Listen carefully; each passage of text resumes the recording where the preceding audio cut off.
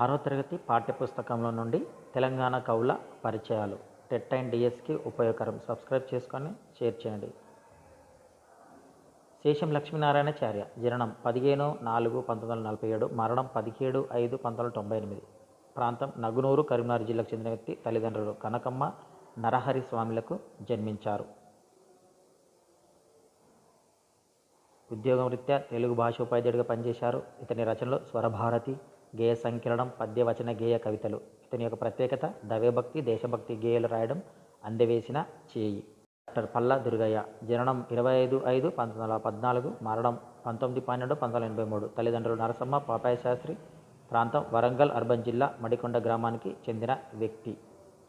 ఇతను ఉస్మానియా విశ్వవిద్యాలయం నుండి మొట్టమొదటి ఎంఏ పట్టా పొందాడు. తెలుగు, సంస్కృతం, ఆంగ్లంలో పాండిత్యం కలదు. రచన పాలవెల్లి గంగిరెద్దు. 16వ శతాబ్దమందలి ప్రబంధ వాగ్మయం తద్వికాసం అనే పరిశోధన గ్రంథాన్ని రాయటం జరిగింది.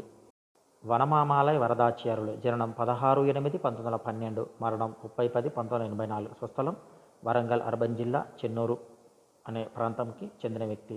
పాండిత్యం సంస్కృతం, తెలుగు భాషల్లో కలదు. రచనలు పోతన చరిత్ర, మణిమాల, సూక్తి వైజయంతి, జయధ్వజము, వ్యాసవాణి, కూలిపయకమ్మ, రైతుబిడ్డ, బుర్రకథలు లాంటి సంపుటికలు వెలువడ్డాయి.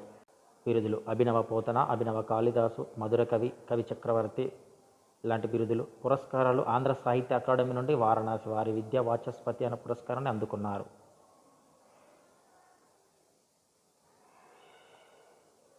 కవి పరిచయం గోన బుద్ధారెడ్డి కాలం 13వ శతాబ్దం చెందిన వ్యక్తి.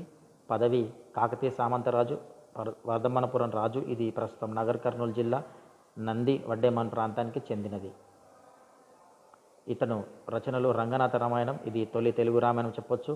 ఉత్తరాఖండం కుమారులు పూర్తి చేశారు భూపతి అండ్ విఠలానాథుడు, తండ్రి గారికి అంకితం ఇస్తూ. పోట్లపల్లి రామారావు జననం 1917, మరణం 2001.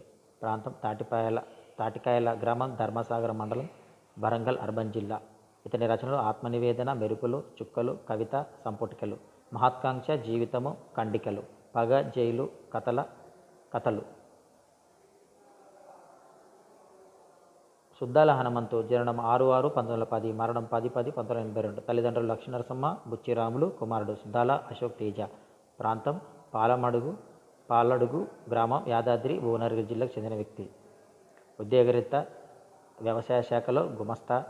రచనలు చైతన్య గీతాలు, బుర్రకథలు, గొల్లసుద్దులు, పిట్టల దొర, యక్షగానం వంటి కళారూపాలను రాసి ప్రదర్శించారు. ప్రముఖ సినీ గేయ రచయిత అశోక్ తేజ.